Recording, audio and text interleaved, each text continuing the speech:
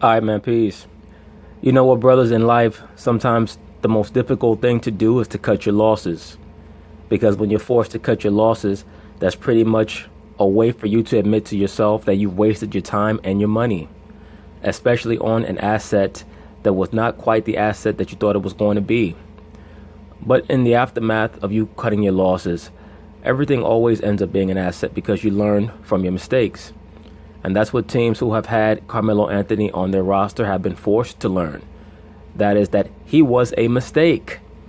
Other than the Denver Nuggets, who had him in his prime, and even they were forced to cut their losses and then became a better team after he left, every team subsequent to the Denver Nuggets has learned very quickly that Carmelo Anthony is a person, is a player, that you have to be willing to cut your losses, because he's never going to be who he thinks he is or who you want him to be. He's never going to be a superstar because he never was. I did a video about this a couple of weeks ago. Many of Carmelo's very ardent fanboys got upset about it. I don't give a damn. It is what it is.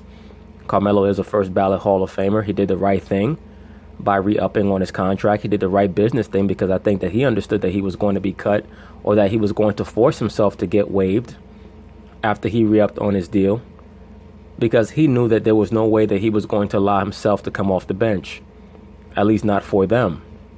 So Oklahoma City has been forced to cut their losses, and they never should have traded for him in the first place. But I think that they were hoping that they could squeeze the last couple of drops out of that orange, and they were proven wrong. That orange is dry. It's been dry for the last couple of years. So where is Carmelo Anthony going to end up? We'll find out. Could it be Houston? Could it be the Lakers? We'll see. That will definitely be a referendum on the difference between a personal relationship and a professional relationship. Sometimes people are your close friends, but they don't want to work with you. So we'll see. We know for a fact that LeBron James controls the roster decisions for the LA Lakers. So if he tells Magic Johnson, sign Carmelo, that's what they're going to do. If they don't sign Carmelo, it's because LeBron James does not want to play with him. So I don't think that it's much of a coincidence that the three teams that are in talks, supposedly, to want to sign Carmelo Anthony are the LA Lakers, the Houston Rockets, and the Miami Heat, because those are the three teams that have his so-called good friends on them. So we'll find out where he ends up. Of course, they're going to talk about it. I'm going to chime in. All right, let me get to a guy that's trending on Twitter right now, guys. Carmelo Anthony. His days in Oklahoma City officially numbered. That, according to our Adrian Wojnarowski and Royce Young.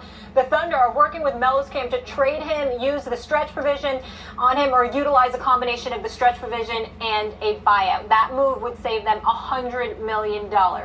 Stephen A., what are you hearing about his future? Well, obviously that, he's not going to be in Oklahoma City. Well, Molly Kerm, I could tell you what I know about his future. I don't have to tell you what I heard. I could tell you what I know. That being that, by hook or by crook, the Oklahoma City Thunder are going to find a way to get rid of Carmelo Anthony by whatever mechanism they can concoct in their minds. Whether it be that they trade him, or they utilize the stretch provision, or whatever you want to call it, which is just a fancy way of saying that we're going to drop him, we're going to waive him, and just give him his money. Either way, Carmelo Anthony's best days are over. They've been over for at least 3 years. He's nothing but a name at this point in the NBA. He's not an all-star level player anymore. And to be quite frank with you, he's done as an NBA player in my view, because he cannot even make open jump shots. I can't even blame Russell Westbrook for how poor Carmelo Anthony played, because Westbrook was oftentimes hitting him with passes where he was wide open to make an 18-foot jump shot, and he would almost always brick it. The man shot 40% and was never double-teamed once all last season. He was extremely inefficient from three-point land. He was a poor finisher, a poor rebounder. He was never a good passer. And we all know that Carmelo Anthony cannot guard a statue. We know that for a fact. So really, who is he going to help? I guarantee you that if the Houston Rockets are dumb enough to sign Carmelo Anthony, the Golden State Warriors are going to throw a party that night. I guarantee you that. And initially, myself included, along with a bevy of others, were under the impression that L.A., here he comes.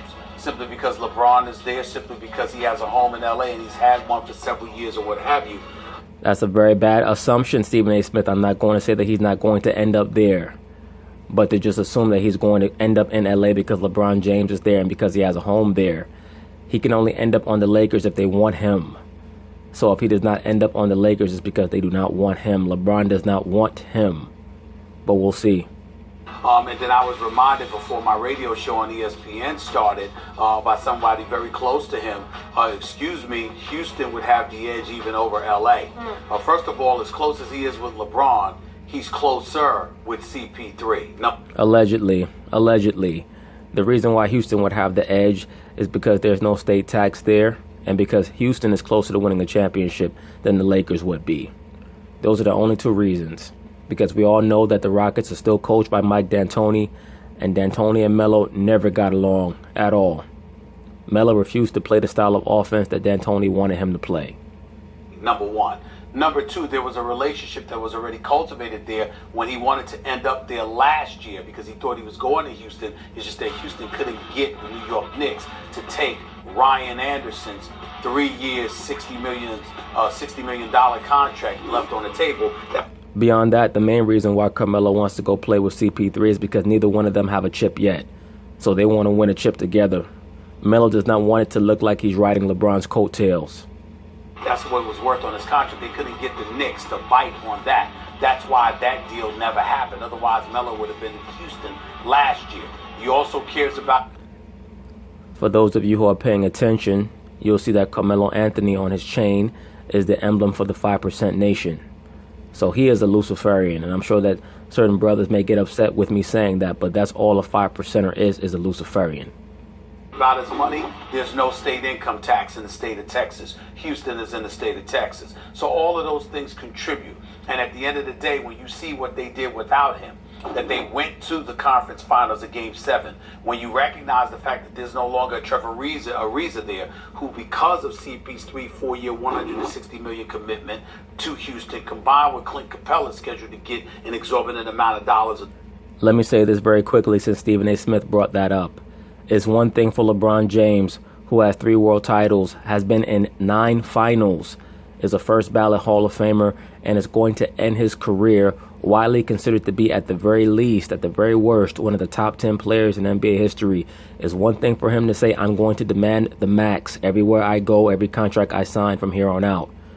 But if you're Chris Paul, and supposedly you're desperate to win a championship, and you know how important and integral a great defensive small forward is, like a Trevor Ariza, for you to say, I'm going to sign the max and hamper any chance that we have to bring back the squad that we had last year, to me is rather short-sighted.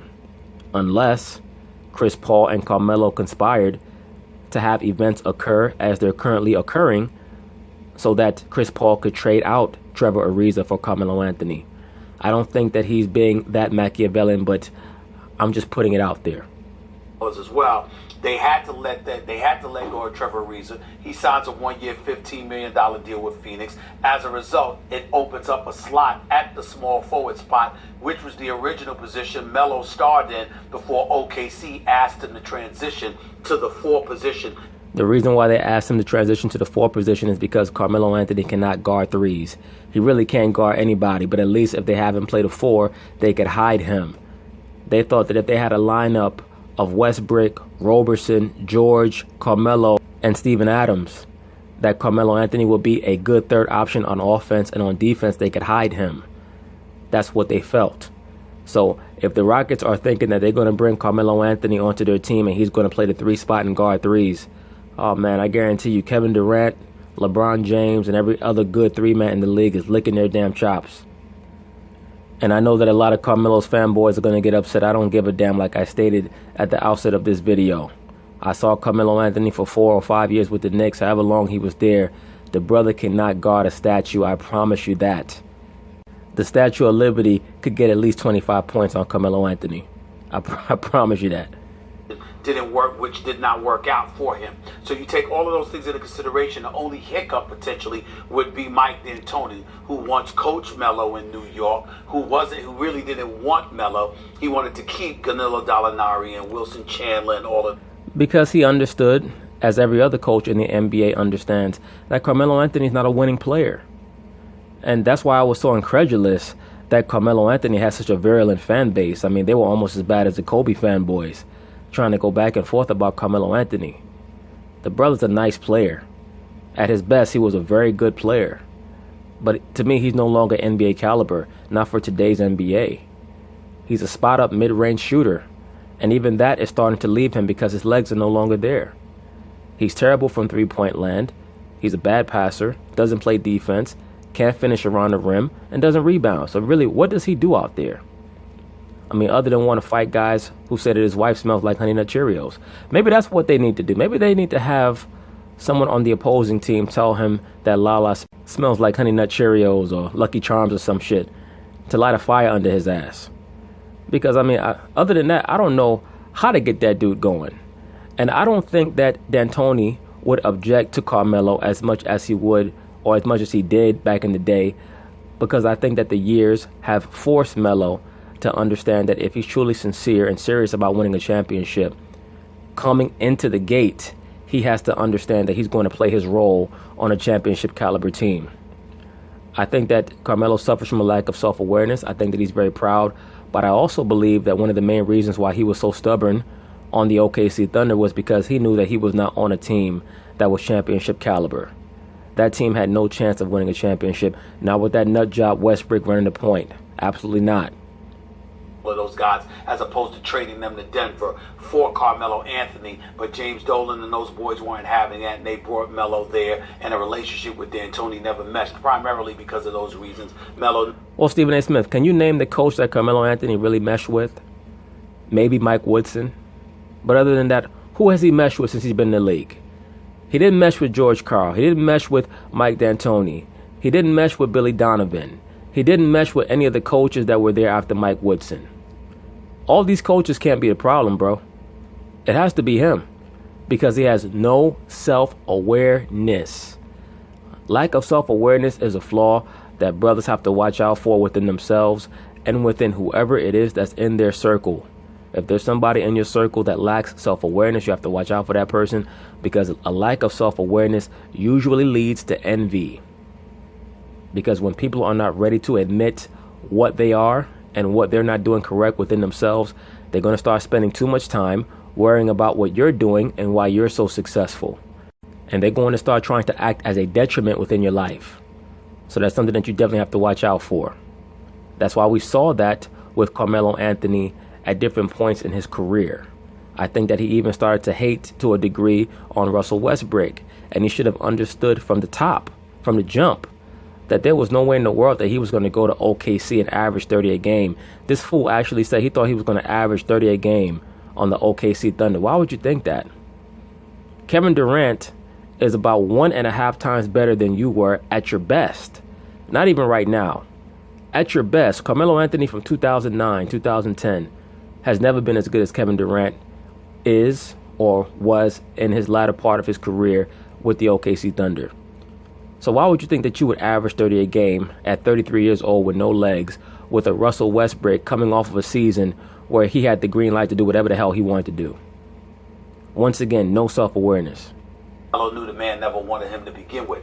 But this isn't New York, this is Houston. And D'Antoni has obviously been very, very successful there, along with his system, with Harden and Chris Paul being the face of it. So all Melo would have to do is get there, ingratiate himself into that situation, which would be facilitated by his best friend in Chris Paul. And I think that Houston right now is perceived as a team that has the edge over everybody else. I would be shocked if Carmelo landed in Houston. He had a hard time being kind of a catch-and-shoot guy with the Thunder. And with Houston, that's what he'd have to be. Now, I do acknowledge that there were two guys who used Carmelo. The real question is, what does James Harden think about this situation? Because James Harden very unabashedly stated that he didn't think that his team needed LeBron James. So I'm sure that he doesn't think that they need Carmelo Anthony. Carmelo very well on offense when they were at the Olympics on the Dream Team, the sequel. And that was Chris Paul and LeBron James. So either Houston or the Lakers would make sense from that point of view, because both those guys seem to know how to play with Carmelo in a... I have no idea why people continuously make evaluations for how well certain players are going to play together on a team off of how well they played together on the Olympics. That makes no sense whatsoever. The Olympic style of basketball is totally disparate from the NBA. In a way that allowed Carmelo to show his skin, to use his offensive repertoire without slowing up the offense, without having everyone else wait around for the ball. But Houston has a system that works so well that they really should have beaten the Warriors. They had a Game 7 at home, didn't play with CP3, one of their two best players, missed every three-point shot they took. That's barely hyperbole. And they still only lost by single digits. I don't think you mess with something like that by bringing in a guy who needs the ball and was unable to play in a modern offense in OKC. I'd be very surprised, not to mention the D'Antoni issue, if Carmelo wound up in Houston. I do think he could easily wind up with the Lakers, because the Lakers would have to do nothing to acquire him. He wouldn't cost them much if there was a buyout. Well, they would have to do something in order to acquire him. They would have to get LeBron James to say so. That's what you're missing, Max Kellerman. Once again, this is going to be a referendum on how much respect LeBron James has for Carmelo's game. Do not be surprised if Carmelo Anthony is not on the LA Lakers. I mean, would it shock me if he ends up signing with them? No, it wouldn't. It wouldn't. But do I believe that LeBron necessarily wants him? Not based on the descriptions that I've heard of the type of players that he wants on the team. He wants high IQ players that play defense. Neither one of those characteristics are consistent with what we know about Mr. Carmelo Anthony, who's quite dim-witted on the basketball floor and plays no defense whatsoever. I don't know what it would be, Stephen A. You would know better than I, I'm sure, by talking to people, some kind of Max, mid-level you don't think exception that or something like that. Max, you don't think that front court's already too crowded there in LA? That basketball-wise, it makes sense? Well, it depends. If Carmelo Anthony is acquired in a trade, and the proverbial quote-unquote sign and trade, then that might be something different. But I have no idea why the LA Lakers will want to trade away any of their assets for Carmelo Anthony. It just doesn't make any sense. Maybe, except that Carmelo is a special offensive player in the sense that he... No, he is not, Max Kellerman. This is what happens when you allow fanboys to talk about certain athletes. And this is why I always say this is not a fanboy channel. A lot of fanboys, they're like drug addicts. They don't even understand what they're saying. They don't understand why they're saying it. They're trying to protect an image. They're not trying to protect reality. That's why oftentimes the things that they say lack substance. Max Kellerman is talking about Carmelo Anthony like this is 2008 or 2009. This is 2018. Carmelo Anthony was one of the worst starters in the NBA this year. One of the worst starters in the NBA when you look at his defensive and offensive metrics. He has a refined all-around offensive game that a guy like LeBron could make good use of. And when you think of the talent on LA, you don't have to give up anything for Carmelo except a little bit of money. So now all of a sudden, you got Rondo to go with LeBron. I mentioned Josh Hart and the things he can do. You still have Ingram. You still have Kuzma. Now you add Carmelo. By the way, they have KCP, who shot very well and has defensive potential. They're just Lonzo. You still got your ball. You know what? As a matter of fact, I hope the Lakers do bring in Carmelo Anthony, because that would be such a dumpster fire by the middle of the season. Because we know that LeBron James loves to pout. We know that Rajon Rondo is good for one locker room implosion and explosion before the All-Star break. And we know that Carmelo Anthony, he loves to pout also at the end of the bench. He's delusional enough to believe that he deserves to play 45 minutes a game, even though he's terrible when it comes to offensive proficiency, and even worse when it comes to defensive proficiency. All these pieces, many of whom have actual trade value. So yes, you have a surplus, but that surplus would indicate to me you could use it. You could use some of those young upside pieces to get something else you want. Yeah. The point is, Carmelo doesn't cost you anything in treasure or draft picks or anything. Well, Carmelo's not costing you anything no matter where he goes at this particular juncture, unless somebody out there is willing to trade for him. Ding. That's my point, Stephen A. Smith. And I don't think that's going to happen. I think. Neither do I. Why would anybody want to trade for that bum? And once again, I know that his fanboys are going to get upset at this point in his career. The man is a bum. I don't care what anybody says. I think you're going to find a situation where the stretch situation is invoked. Oklahoma City is going to use that along with the buyout clause to get him up out of there. He's going to accept less than the money he was scheduled to make, knowing that he's going to make up for it with a veteran minimum or a mid-level exception. And when you look at the fact that Trevor Ariza is already gone, Max, the front court for the Houston Rockets has already been messed with. It's already been compromised because you had to pay CP3 and take care of Clint Capella. The fact that those two played, who they still have yet to take care of, yet they still have not taken care of Clint Capella. So let's see what happens with that situation. if the Houston Rockets believe that they're just going to bring Clint Capella in at whatever rate they feel like bringing him in, because there's no real market for many of the restricted free agents this summer thus far, I think they're making a big mistake, because they've made a 4-year commitment to Chris Paul, and it's going to be very difficult for them to find really a stretch 5 like a Clint Capella. When I say a stretch 5, not make long-range jump shots, but he's a stretch 5 defensively, and that he can switch out on a pick and roll and guard guards all the way at the three-point line. Players are such a priority, and you had to take care of them. That is what has already compromised your front line. Then you take into account what we last saw in Game 7. Game 7, amongst the starters, James Harden and Eric Gordon, Trevor Ariza. Trevor Ariza was 0 for 9 from 3, 0 for 12 for the field, minus 15 on the floor. James Harden was 2 of 13 from three-point range. Eric Gordon was 2 of 12 from three-point range. That's 4 for 34 shooting from three-point range. And when you talk about how Melo will stop, that happened once again because they had no legs. The Golden State Warriors had worn them down over the course of the series, playing the dogged type of defense that the Houston Rockets were playing over the course of those 7 games eventually wore them down. I liken it to a very competitive, combative boxing match where one fighter is far more skilled than the other fighter, but the other fighter is rugged, and the fight is very close through 6, 7, 8 rounds. But then class starts to show in the championship rounds, and the champion rises to the occasion. Stop the ball, catch and shoot, whatever scenario that you want to point to. One of the things people were lamenting as they watched Houston is that they did a lot of it with CP3 and James Harden.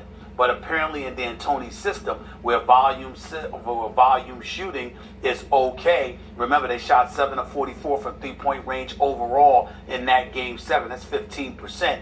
This is a man that will bench you for not shooting the basketball. So the concerns that you would have about Carmelo anywhere else, I don't know if they're applicable with this D'Antoni's team and this D'Antoni system. No, sir. Right now, the concern is, if you're Mike D'Antoni, can Carmelo Anthony make long-range shots at this stage of his career with the way in which his legs have clearly deteriorated? Can he make those shots? Because once again, his legs are not what they used to be. They have clearly deteriorated. There's no doubt about that. Look at his three-point shooting percentage with the OKC Thunder, and he was getting wide open shots with that team. It wasn't like he was pulling up off the dribble. Every once in a while, he would do that because he has very poor shot selection, which is why, for the most part, he's about a 44 to 45% shooter for his career. But with the OKC Thunder last year, he shot 40%. He was the third option. So that means he was missing a lot of wide open shots. That's what you have to be looking at if you're Daryl Morey, Mike D'Antoni, James Harden, etc. If I'm James Harden, I'm looking at CP3 like, you my boy. And we almost got to the promised land last year. But this whole Carmelo thing, I'm not buying it, bro. Just because he's your friend does not mean that I'm going to bring him in, because this guy is still going to be expecting to get 16, 17 shots a game. And he does not deserve that at this point in his career. Really, what does he do well? He doesn't do anything well. I don't know. Well, you make a good point about maybe you needed someone who could do more than 3 and D, which is what Trevor Ariza. Trevor Ariza is the classic, the quintessential 3 and D guy who can switch and stuff in the modern NBA. But that's the opposite of Carmelo. It's one thing to say, hey, if Trevor Ariza was better at getting his own shot, he'd have been more valuable in that Game 7 where everyone missed every shot from outside just about. And so Carmelo may help you there. But now, why would Carmelo Anthony help you there, Max Kellerman? Can Carmelo get his own shot? Yes. In the same way that any person with a basketball can get their own shot. They can put the ball down twice, go in between their legs one time, and then pull up and take a bad mid-range jump shot. And why do I say it's a bad mid-range jump shot? Because it's not going in. Once again, he's a 40% shooter. Max Kellerman is one of these know-it-all, and Max Kellerman is your classic poser on television. He likes to front as if he's some type of analytics expert, but he does not know anything about how to gather true metrics and analytics and what they mean, what they're actually saying. And this is why he's still trying to espouse a lot of these erroneous assertions about Carmelo Anthony that have not been valid for 5 or 6 years. Carmelo's the opposite of a 3 and D guy. He's not good on the catch and shoots. He was miserable in OKC. And in terms of the defense, we know he can't defend small forwards. He can't defend anybody. And he's not a guy you think of, oh, he's going to switch on guys and everything. So in other words, you agree he cannot guard anybody. So and then Stephen A., considering the D'Antoni experience that Carmelo... Let me say this. Carmelo Anthony is so bad on defense. If Draymond Green sees him, Draymond is licking his fingers and saying barbecue chicken. Carmelo had. As a ball stopper, as kind of the opposite of what D'Antoni's looking for, I find it hard to believe he winds up in Houston. Well, the D'Antoni system was about 8 years ago, number one. Number two, we have to look at the team as presently constructed. The fact of the matter is playing with Russell Westbrook is a tad bit different than playing with CP3. And so we have to look at it from that perspective. Plus, we have to take into account the fact that Melo was playing a 4 all year long. Now he'll be playing the 3 if this were to happen. So all of those... Right, but Stephen A. Smith, if he's going to be playing the 3, who is he going to be guarding, brother? He's going to be a serious weak link on their defense. Those things give me reason to believe that Melo, it's not like this is a brother averaging 3 points a game. Melo had a very, very down year. Melo certainly... He might as well have been averaging 3 points a game. Certainly wasn't himself. And he was still good for 15 to 17 a night. We got to remember... Yes, on 40% shooting. That means that he was getting a lot of open looks that he was not making because he was the third option. The third option never faces a double team and quite often is wide open when they get their looks.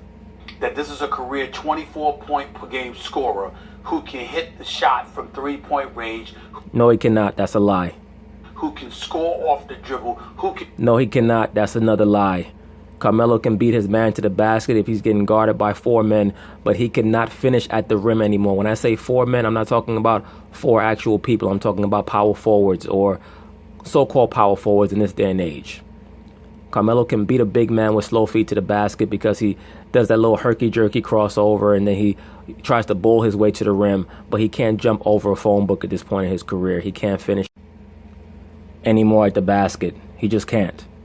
Who can do things the P.J. Tuckers and the Trevor Ariza's of the world simply can't do offensively.